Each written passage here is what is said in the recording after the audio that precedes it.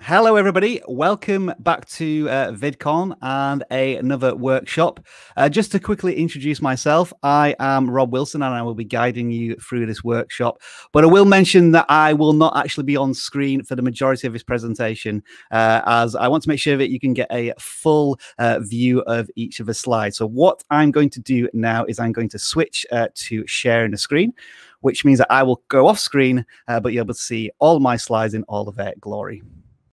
And I want to start this workshop with a simple question, which is YouTube is mostly free. So what is its currency? What is the exchange between the creator and the viewer? You can't convince viewers to watch your videos because they are cheaper than your competition. So instead, and this is a personal belief, I think the main transaction on YouTube functions through time. Generally speaking, YouTube rewards you, the creator, when your content is watched for longer. Generally speaking, YouTube rewards you when you have a higher click-through rate on your thumbnails. But the interesting thing about click-through rate on thumbnails is that it's often governed by the economy of time. If a viewer has never been exposed to your content before, all they have to go on is the title and the thumbnail, and maybe they might be swayed by your social proof, how many subscribers you have or how many views the video has. You have ultimately 1, 3, maybe at best 5 seconds to present your content to the potential viewer as they scroll through their feed and convince them to click on your thumbnail. So I think we all know that a thumbnail or an image is like a painting and it can potentially say 1,000 words in seconds.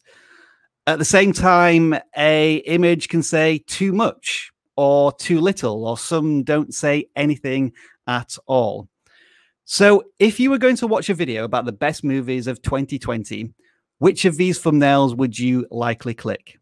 You probably already know the answer to which one, but hopefully by the end of this workshop, you should be also aware of why you would click on one of these thumbnails. Hello, everyone. Welcome to How to Achieve More Thumbnails with How to Achieve More Views with Better Thumbnails, this workshop from VidCon. I am Rob Wilson, and I've had a few strange titles during my time working with vidIQ. I've been labeled as the content strategist and the director of social media, but none of those titles really fit because ultimately, all I do every single day is make YouTube videos. And I've been doing that for 10 years now. And I did this long before anyone, even YouTube through AdSense, paid me a cent to do so. Once I felt I gained enough experience creating content and had some social proof, a few thousand subscribers, 1 million views, I decided to start giving something back to the YouTube community through educational videos. And this was one of them. I made a very simple video about how to copy video tags when they were much more important. And it just so happened that vidIQ was a tool that allowed you to do that very, very quickly and easily. And I made this video on my personal channel over 4 years ago. And today it's only got 4,000 views in its lifetime. But as part of making this video, I wanted to share it with my community. And I sent out a tweet, which you can see here in the bottom right-hand corner. And this tweet changed my professional life because within 24 hours of that tweet going out, the CEO of vidIQ had seen the tweet, watched the video, and by the end of that day, he contracted me to do some paid freelance work for vidIQ. And after a year of building a relationship with vidIQ, they offered me the opportunity to turn my passion of making video content into a career. And they put their faith in me in becoming the face of the vidIQ brand. So I know a lot of people say, especially now, that video tags aren't really that important. But for me, I think they have a personal affinity because they allowed me to do this, which is to put on stupid glasses and wander around my studio with YouTube play buttons. Yes, I am somehow the face and the brand of vidIQ. What is vidIQ? Just to quickly introduce you to what we do. We are a Chrome extension and a web suite of apps that help you analyze any video on YouTube, research keywords, audit your own channel, and suggest actionable steps that will help you fix, build, and ultimately grow your channel. Over 1 million active users of our tools these days, and we support many brands, agencies, and consultants too to help them with their presence and educating whoever they come into contact with YouTube. And my job in all of this was to build up the vidIQ YouTube channel. I continue to make videos every single day and hopefully ensure that creators have the same opportunities as me to turn their passions into careers. And when I arrived at vidIQ 4 years ago, we had one single advert on our channel. So it was my job to practice and prove what we teach and demonstrate that vidIQ tools do actually work. And we've just cracked 650,000 subscribers on the channel. We're on course for 1 million, fingers crossed, for 2021. We have over 45 million views on the YouTube channel. And each and every single one of those views comes from a mindset of creator obsession, people just like you. We want to understand your YouTube struggles, your adversities, what's stopping you from growing your channel, join you on that YouTube journey and educate you in a way that goes beyond the simple question of how to get more views and more subscribers, which is pretty much what this workshop's going to be about. So I like to think of educational establishments have poets in residence. And so that's why I decided that a video platform SaaS company needed a YouTuber in residence, which is what I do now. Every day at vidIQ, we come into contact with a lot of creators. When we are able to travel to conferences like VidCon, we do free channel audits. We're able to do hundreds over that time. Every single week, we do channel audit live streams where people submit their channels and a group of us take a look and offer advice. And we get over 1,000 submissions a week. And we're able to maybe audit 30 or 40 of those channels a week. We also have a channel audit tool, which breaks down what's working well for your channel, what isn't working, and so on.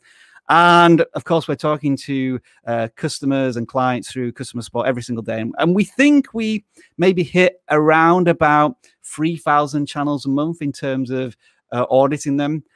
And inevitably, we always come back to this topic of thumbnails. That seems to be the biggest barrier for a lot of creators. And because of that, I want to introduce you to just a little side story here, which is going to relate back to thumbnails. Every single week when we do these live streams, we get so many, and we pick many by most of them by random selection, but we offer people an incentive to create something entertaining and fun. So on Twitter, we will put up an image of myself or one of the other hosts, and we tell them to go crazy on it, turn it into a meme, a funny image, essentially a thumbnail. And we literally scroll through these images, and any that we like the look of, we stop. And if they entertain us and we find them funny, we will audit that channel because it's grabbed our attention. So if you want to go have a look yourself, maybe after this workshop, just search for #channel audits on Twitter and you'll find wonderful creations such as this. People know on the live stream that I'm a fan or a lapsed fan of wrestling, so they'll stick my head on wrestlers. Or they'll take something more topical, such as Tiger King, and yeah, make as much fun out of me as possible, which I highly encourage. Or they'll do something along the lines of this. It's clear that our community is really engaged with us and create incredible images that stop us from scrolling because they are highly relevant to us, the host of a show. So that's the same thing that I'm going to encourage you to do with your YouTube thumbnails. And I don't mean just photoshopping my head onto Baby Yoda. What I mean is creating something exciting and intriguing that captures the attention of your target audience, something that they can interpret in seconds and want to click on. So with that, let's go into the detail of YouTube thumbnails with some data secrets that we here at vidIQ have been able to glean. I'm going to show you some data, and this all comes from authorized channels who've connected with vidIQ, over 50,000 channels, but it is anonymized data. And let me stress, when you see these graphs, these are averages. So when you apply context to your topic and audience, these figures can be skewed one way or the other. So what I encourage you to do with all of this information that you receive today is test, test, test. And you'll be able to get results from these testings via your analytics, which we'll look at towards the end of this workshop. So the first thing that we're going to look at is faces. And faces do matter, according to our data. we see that when a thumbnail contains a face, generally speaking, the videos get twice as many views. And there's a certain type of face that performs better. I'm going to give you two thumbnail examples now. This is one of myself, and I'm pretty sure you can guess what the video title is here, how to get 1,000 subscribers. So that's thumbnail A. And this is thumbnail B. It would be for exactly the same video, but just two different thumbnails. And now if I was presenting to you in a conference room, I'd be all asking you to raise your hands if you prefer thumbnail A. And then I'd be asking you to raise your hands if you prefer thumbnail B. And so far, whenever I've done this social poll, we've discovered that thumbnail B gets far more votes. And we would hope that's the case because that's the thumbnail we decided to use. There's probably a couple of reasons why this thumbnail B is better than thumbnail A, but one of the main reasons is emotion and the size of the face. You can see the whites of my eyes and a much stronger emotional reaction in that face.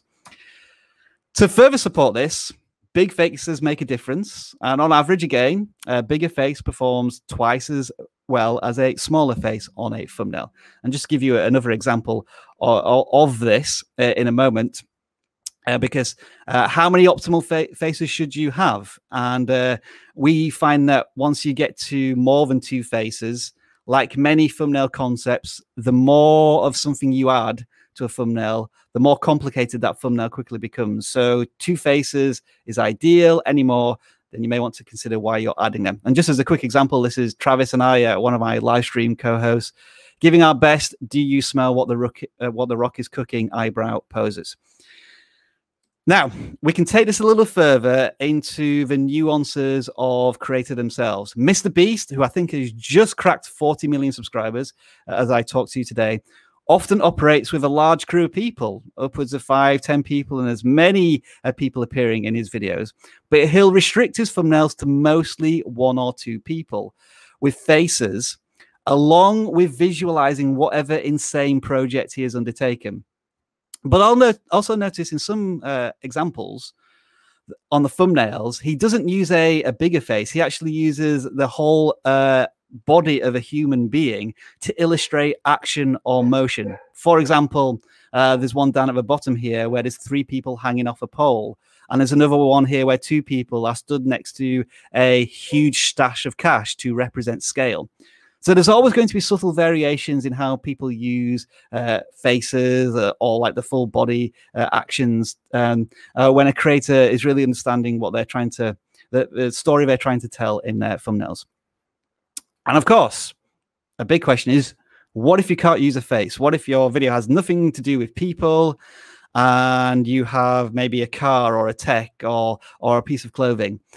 The principle is still the same, 1 or 2 heroes as opposed to 1 or 2 faces. And a great example of this is MKBHD, a tech YouTuber who has over 11 million subscribers. His phone is certainly the hero of the thumbnail, as you can see. Another big question that's always asked about thumbnails is how much text should I include in that thumbnail? And the data here suggests that you shouldn't use any text whatsoever. And when you use more text, it has diminishing returns. As you can see on the left-hand side, thumbnails with no text perform the best. Think of your thumbnails as a swipe stopper. Somebody scrolling through the feed and the image grabs their attention in a fraction of a second. Don't attempt to try and explain your entire video in the thumbnail through text. Your title should be doing that work. So yeah, use less text. If you've never created a thumbnail without text before, just try it and feel how liberating it is, because it can be a big challenge to completely get rid of text in thumbnails. Here's an example of where text is used effectively. It's complementing the thumbnail. So this shows an accumulation of wealth, and the text is used to depict a period of time over 2 months, 3 months. You're going to double the amount of money from this video. And the title is A Simple Trick on How to Save Up a Lot of Money. And it's from Brightside. More examples of text here in this channel. It's called True Cubing. And we're looking at the cubing niche here on YouTube now. Think Rubik's Cube puzzle solving. I'm going to ask you a question. How easy is it for you to focus on one thumbnail from these and get an idea of what the video is about? And I'm going to assume that it's not that easy. Maybe your eyes are getting a little tired. The text has a number of issues here. There's far too much of it on each thumbnail. It's of different colors, and sometimes it blends too much into the image itself, especially the red text. And it's often too small and difficult to read.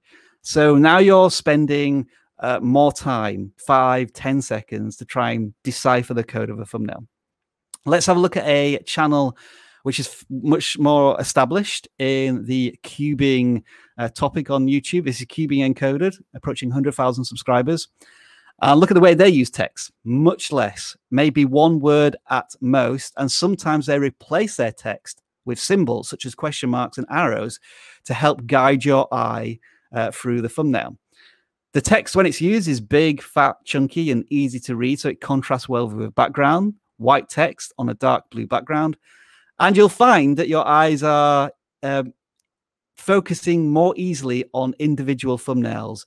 And so when you go to your channel page and click on the video tab, just look at your thumbnails and determine how easy it is for your eyes to pick up certain thumbnails.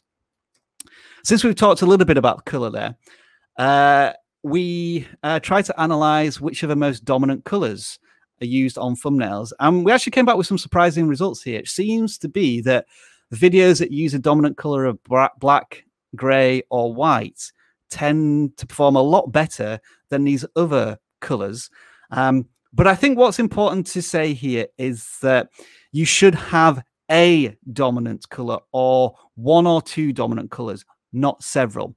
An example of this where the creators used those really powerful colors are Evan Carmichael, and he's got a plain background, white text, orange text, and all of those colors contrast really well. When they have a face on screen, it's really zoomed in. And these are pretty easy, comfortable thumbnails to look at from the viewer's perspective. An example of a channel which doesn't do quite as well here, where they're using tons of colors, none of them really bright or popping, and each of the colors is merging into each other. And are your eyes particularly focusing on anything here in the thumbnail? Again, the text is very difficult to read. You're just not getting that instant interpretation of the thumbnail as you look at these. So to summarize some of the data secrets that we found, use one or two large faces or heroes on your thumbnails. Limit text on your thumbnails as much as possible, and use dominant colors that work well with your content and maybe in your space. And we'll look at that very, very soon. Let's now go into the foundations, the building blocks of how a thumbnail should be built. And we'll first look at the topic of human emotion and faces, as we did in the data secrets. We think of thumbnails in terms of the three eyes: emotion, and excitement, and connecting viewers to a person. And it gives viewers a reason to want to click. It creates tension, intrigue, and fear of missing out. And one of the best ways to illustrate and maybe exaggerate this a bit is through animation. This is an example of a thumbnail where emotion is exaggerated. The face is huge on screen. The eyes are super big and bright. And we can tell instantly that the character in this thumbnail is shocked or scared of something. But what's also interesting is what you don't see on this thumbnail. This character is looking at something off screen, and me as a potential viewer is asking myself, what are they afraid of? I have to find out. I'm going to have to click on this video to find that information out. Colorful backgrounds. Your job with creating thumbnails is to stand out versus the competition wherever you come across it on search and suggested. So here's a recommendation for you. Do a search on YouTube for a topic that you're interested in, or look at videos in your topic and look at the suggested column. And take a look at the thumbnails and objectively try and identify why certain thumbnails work in certain topics. Here, for example, in the YouTube growth topic, this one at the top from Brian Dean uses a lime green color which really stands out versus other thumbnails here. Sean Cannell from Think Media uses big, bold, easy to read text against a background which is very plain, so very easy to read. And then Brian G. Johnson goes for something a little zany and wacky. He's using big, bright red and orange colors, a bit of a smiley face, and it's just something completely different, which again our eyes are drawn to versus the rest of the thumbnails on this screen here. Just to blow up one of Sean Cannell's thumbnails here, using a big block of blue versus a black and white. Nice contrasting dominant colors there that are really going to help your thumbnails stand out. Once you start to build up a portfolio of thumbnails, you want to be keen to make your thumbnails consistent for branding, almost to the point where a viewer doesn't really need to look at the thumbnail or the title too much. Once they see the colors and the typography of a thumbnail, they know it's instantly from one of their favorite creators, and they'll click on the video regardless of what it's about. Quick example here from vidIQ. It's clear what our brand ideas are here in terms of the blues to match our company logo, the reds to indicate YouTube. We're using the same font all of the time, the same colors and similar icons. We test a little bit with faces and without faces to see what the best results are for us. And yeah, we'll get a little bit more information about why we do that when we look at our analytics. But I think it's clear to see from these thumbnails that you know instantly now what a vidIQ thumbnail may look like. And the logo in the bottom left-hand corner assists us with that as well. Here's a really cool tactic for you to try with your thumbnails. You have to appreciate that when you create the thumbnail, you create it at full size on a big screen, but nobody else ever sees it at that size. And when a thumbnail is shrunk down to maybe 5 or 10% of its original size, it loses certain qualities to it. That might be color and sharpness. So what we advise is to test oversaturating the color of your thumbnails. We'll take another example of myself here. I think you can pretty well work out what this thumbnail is about. It's how to get 100 subscribers. And this is what it looks like full screen. I'm going to shrink it down now to what the size may be on a thumbnail. And it still looks fine, perfectly good. But what can we do to improve this? And we're going to use a tool from Photoshop. I'm sure many other tools are able to do this oversaturation. We'll add 25% more saturation to it. And look at how that thumbnail pops now. The reds and the blues are almost jumping out of the screen. My skin tone is a lot more defined and colorful. And yes, at full screen, this thumbnail might look a bit sickly and a little too rich. But remember, almost nobody's going to see it at that size. Similarly, with over-sharpening an image. When it gets smaller, it gets slightly blurrier. So you want to add crispness to your images. So here is a face of a person. It's all still pretty good. Nice detail there. In particular here, look at the color of a beard, because when we sharpen it, it brings out so much more detail, like the individual freckles on the face. It kind of lights up the face a bit more. And yeah, if we shrink these two images down to thumbnail size, which one are you more likely to click on? We'd assume it's be the one with the crispier, sharper image. Visual storytelling. This is where you can really get the hook in your thumbnail with some show and tell. A great example here of a thumbnail which is showing something which is unbelievable until you see it. Why are there 96 million black balls on this reservoir? And it shows a grand sense of scale. I have to click on this thumbnail to find out what is going on here. How is this even possible? And I think this video has gone ultra viral with tens of millions of views. Casey Neistat is a magnificent storyteller. And the ironic thing about this thumbnail is that it is a freeze frame from his video. So he's not done any editing on this whatsoever, but it tells a really intriguing story when coupled with the title. It kind of leads you to believe that maybe Casey and his wife have separated in the sense of the thumbnail.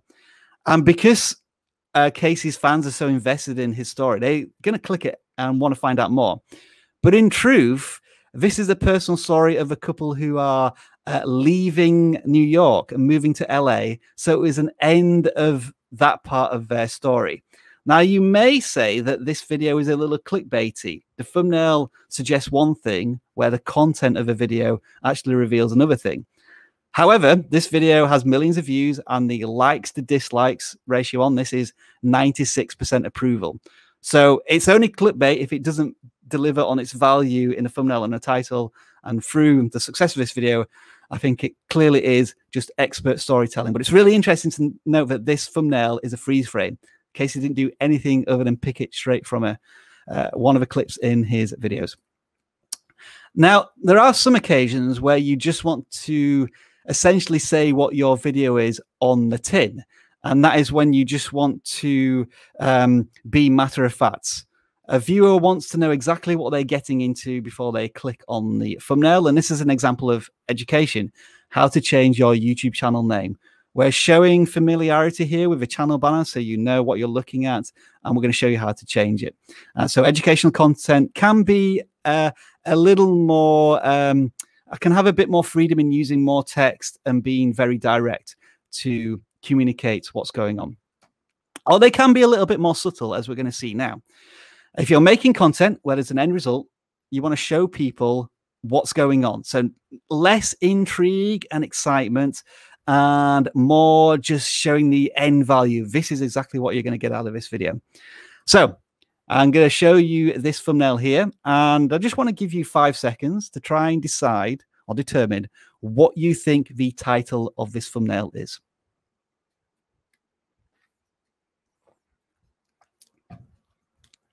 And the answer is 3 Easy Valentine's Day Hairstyles, DIY Hairstyle Compilation 2020. And I assume you were probably pretty close with your guess. It shows you the results of what's going to happen. 3 different images there of hair, and the heart shape gives you the idea of a potential theme. Here's another thumbnail. Can you guess what the title might be on this one?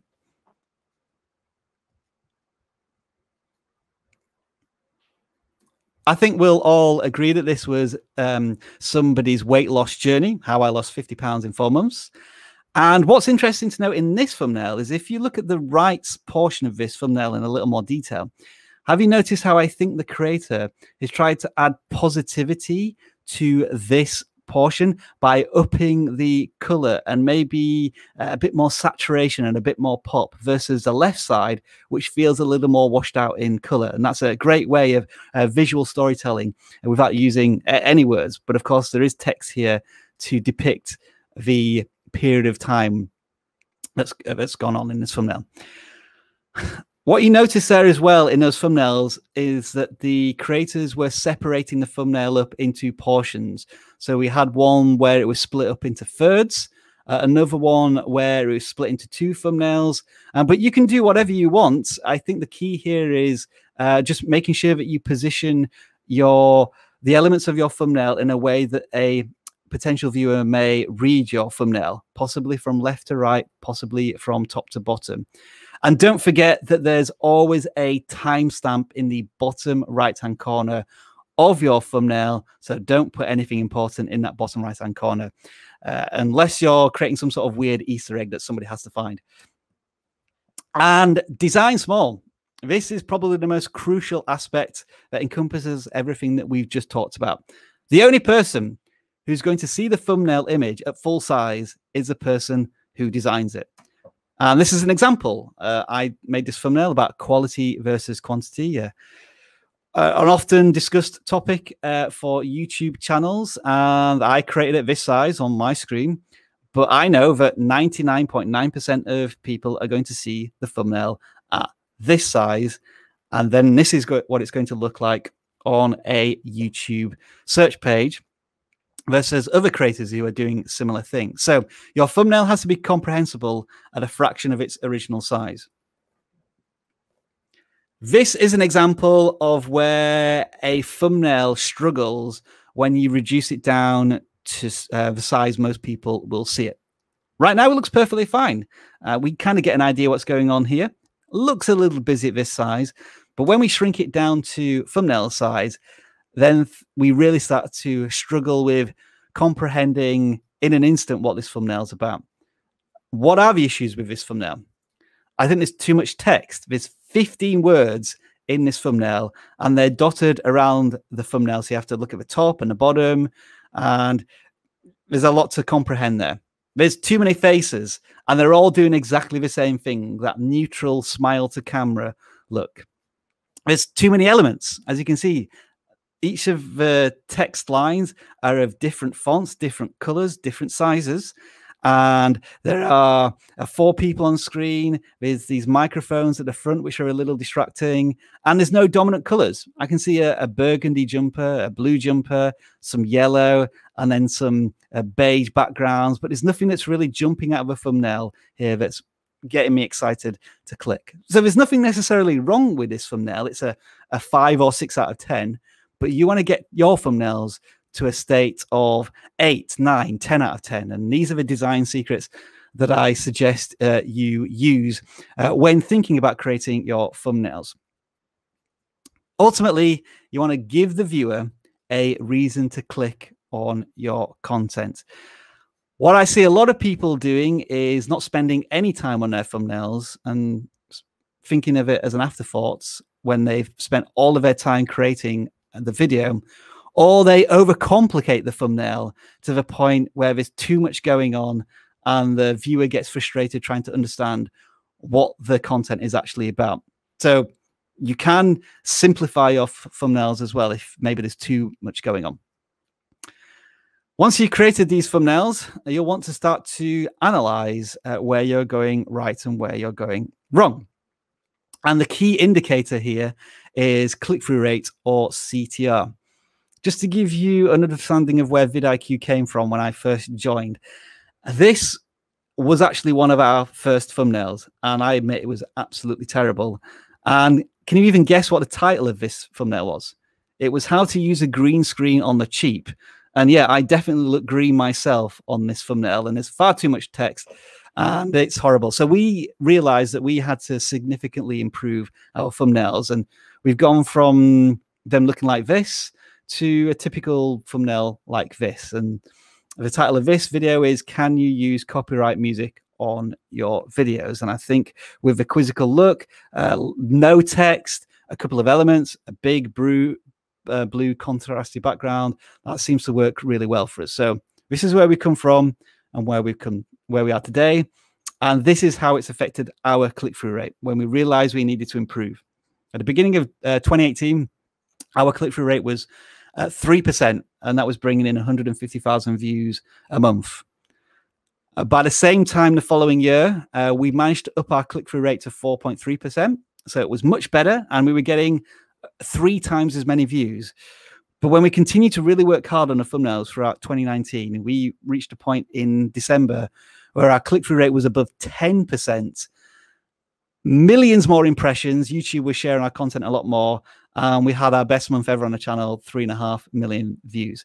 So just by concentrating on the click-through rate, that probably had a huge impact on our monthly views, increasing by nearly 2,500% over that time. Click-through rate is important, and YouTube say that the average click-through rate for a channel is between 2 and 10%. But what I say is don't try and go for that benchmark, because you'll want to get plus 10% click-through rate immediately, which is just not obtainable. Benchmark where your click-through rate is now, whether it be 3 or 5%, and aim to improve that by 1 or 2% over 6 months, and that will make such a huge difference to the number of views you're getting on your channel. YouTube even tells us in its analytics that you can increase the chance of YouTube suggesting your content by increasing your click-through rate. And when that happens, YouTube shares your content more. It's called impressions. This is how many times your thumbnail is seen on YouTube. And the curious thing is that when YouTube shares your content more, your click rate may actually go down, but that's because less people are maybe interested in your videos and your content because they're not familiar with you, but YouTube is testing it on new audiences. So in that respect, which would you prefer? YouTube to share your content with 1,000 people and have 100% of the people click on the thumbnail, or YouTube share your content with 1 million people and 5% of those people click on a thumbnail? That's ultimately what YouTube is trying to do. Get the right video in front of the right audience. And it's not just the baseline click-through rate that you should be looking at. You want to look at your the details of your click-through rate, and you can do this through the analytics, going into traffic sources, clicking see more, and you'll get a breakdown of the click-through rate through browse features, YouTube search, channel pages. So in this example, it's saying to us that maybe our thumbnails are doing pretty well in search and browse, but when we're competing against other videos on suggested on a video watch page, we're not doing quite as well. So we might want to investigate why that is and work on maybe tweaking them to pop more versus the competition on suggested videos. Now, YouTube does have a bit of a secret in their analytics, which is a little difficult to find, but it really helps you to test all of these thumbnail things that you're going to do. And it's done through YouTube groups. So say, for example, you might create 10 videos that include a face in the thumbnail and 10 videos that don't include a face in the thumbnail, and you want to compare them. And YouTube does allow you to do this, but it's a little difficult to find. So when this GIF rolls around again, I'm just going to direct you through where you would create these groups in order for you to test different thumbnails. From the YouTube Studio on the analytics page, you'll see the See More link in the bottom left-hand corner, as we can see now. If you click there, I'll show you the analytics page. On your channel name, this is a secret, click there and a new box comes up and there is a Groups tab. You click on the Groups tab and you're able to create your groups there, whatever you want. So in this example, we've created a group of thumbnails without faces and it shows us the analytics there, but we can compare that through the top right-hand corner link with another group, which is going to be thumbnails with faces. So we can see how many views we're getting when we do different tests. And if we click on the views by video on the left-hand side here and sort by click-through rate, impressions to click-through rate, we can actually see that thumbnails without faces perform fractionally better. So use YouTube groups to test all of these thumbnail things that you're going to be doing, along with many other things that you might test on YouTube, like shorter videos, longer videos, and so on. Next thing to look at is Google may know what your thumbnails are in terms of their content. And this is through a tool called Vision AI. You can upload images to this website and it will tell you what's going on in your thumbnail through different searches. For example, in this one, it's determining that there's possibly joy in this thumbnail, and there seems to be some anger in this thumbnail. And I guess with the clenched fist and the determined face, we're kind of getting that idea. It's also trying to identify different elements in the thumbnail. There's a man there. Thankfully, it's recognized me as a man. There's also some clothing in there. But whatever you upload in your thumbnails, it will try and recognize that. And it's also looking at what are the dominant colors. So we're pleased to see that the blue seems to dominate more than half of this thumbnail. The link is there down at the bottom, and it should allow you to test your thumbnails. And the reason we're suggesting this is if Google is able to work out what your thumbnail is showing, there's a very good chance that a human being is going to be able to do the same thing, but do it better. And because Google owns YouTube, you can only assume that there's things going on with YouTube and scanning the thumbnails there. So to summarize the analytics, study your click-through rate, benchmark it, aim to improve on it. Click the See More analytics links to drill into those click-through rates. Look at your traffic sources. Test often and use YouTube groups to look at the results, and plan like YouTube can see your thumbnails. I want to finish off with an example here of a channel that's doing this to near perfection over the last year. It's called ASMR Mag UK. They joined YouTube just over a year ago, and already they have over 100,000 subscribers and 6 million views. And their value proposition is that they make things and eat them with their audience every single week. And these what some of the thumbnails look like. They really pop off the screen, super bright colors. And you're probably going to start to look at some of these thumbnails and say, wow, these look curious. Is this person actually eating a champagne bottle or a Rolex watch or a Pixel 4? We'll take a more detailed look at one of the thumbnails here. and it includes many of the elements we've been talking about. There is a thumbnail in there, yes, but it fits the ASMR genre. Bright lips, about to eat something, your eyes are drawn towards it. We have big dominant colors, those being reds and blacks and whites. And we have, I would say, 3 elements here: the face, a mobile phone, and the Apple logo. And then once you're looking at the thumbnail, you're starting to ask yourself, is this person actually really going to eat these things? And the answer is yes. Yes, she is. I'm astonished by this channel. I want to click on the thumbnails. I want to know what this person's doing. And these thumbnails are so powerful that they get click-through rates of over 10%, 12%, which is phenomenal. And this data at the bottom here is really interesting because it shows you that people don't have to find ASMR Mag UK's content through search.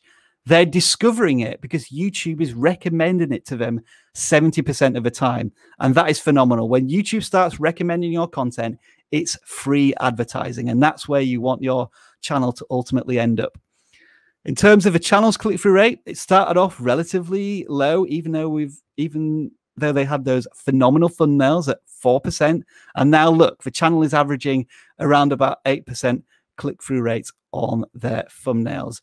And because of that, the channel, after a year, is getting 40,000 views a day and over 500 subscribers a day. And what that reflects to me is when the question is asked, is it too late to start a YouTube channel? It's never too late, no matter what your genre. That channel started just over a year ago and has already made a huge impact in the ASMR niche with phenomenal thumbnails. I hope you enjoyed this workshop. We're going to continue the conversation on Discord very soon. I think I'm going to be doing some Q&A first. The link is there, discord.gg/VidCon, and search for audience development. And like I say, I'll be answering some questions there soon. I just want to leave you with this final thought, which relates back to my original message, and that is the importance of time as a currency on YouTube.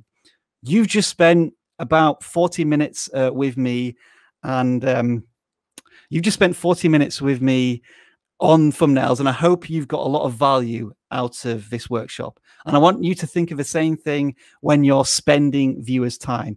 Be really valuable with it, and that will help grow your channel, have a huge impact on your community, and make you a much better creator, and hopefully turn it into maybe a sustainable business for you. Thank you very much for watching, and of course, enjoy the rest of your video, your VidCon day. And I'm going to press some buttons now, which should hopefully bring me back on screen. All right, then, I think we're live again. And so I guess it's over to the production team. If you want to send me some questions my way, go ahead. Hello there, Kimberly. I hope I pronounced your name right. Hi there. Great. Hi, Rob. My channel was called Socratica. We make math and science and programming videos. So because we have a few different playlists, each one of those playlists thumbnails looks a little different.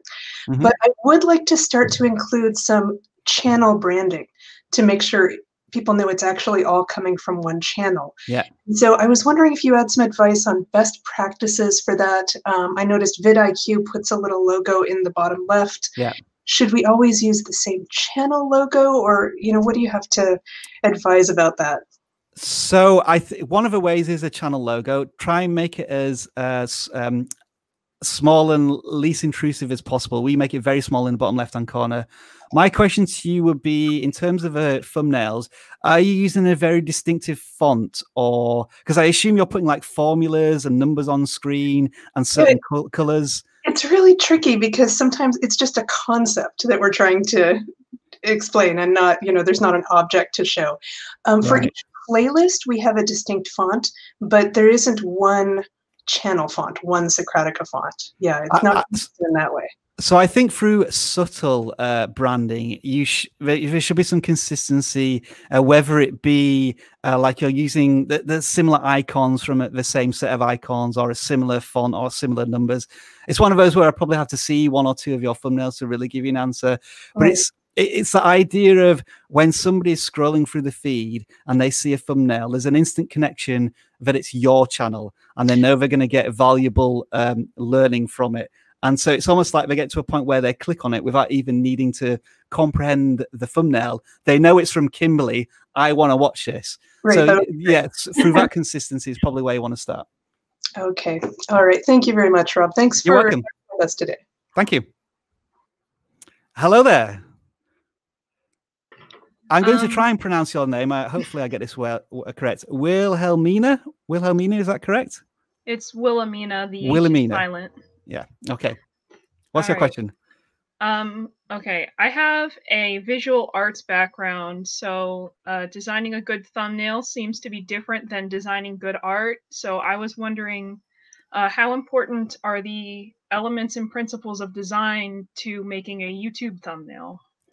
I think the most important thing is that you're designing almost for a postage stamp, whereby you can't include as many elements as maybe you want to. I was guilty of this, whereby I would put too many images or too much text or too much of everything on my thumbnails to the point where it could be comprehended, but it took too much time for the potential viewer to do that. Remember that there's a certain level of investment that a viewer's going to have, depending on if they see your thumbnail on a channel page or if they're browsing through something, and they just want to get something instantly. They don't want to have to put any work into understanding what your thumbnail's about. So this is why I encourage people to maybe use at maximum 2 or 3, maybe 4 elements, and that might translate into a person's face, an object, maybe some text and a dominant background, and you're already up to 4 elements there.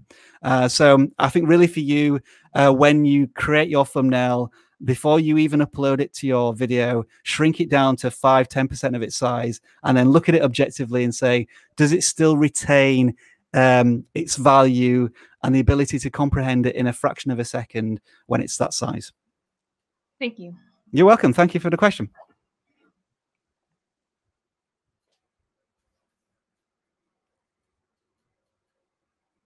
Oh, thank you. So ASMR Mag is actually in the chat. That's brilliant to hear.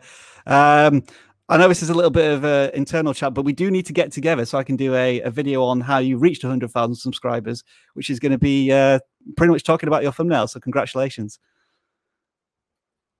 All right, I'm getting the message that that's a wrap. So thank you very much, everybody, for joining me for this talk. I hope you found it valuable. And yeah, continue learning with VidCon, and hopefully I'll see you again in the future when we can all meet in person. Bye for now.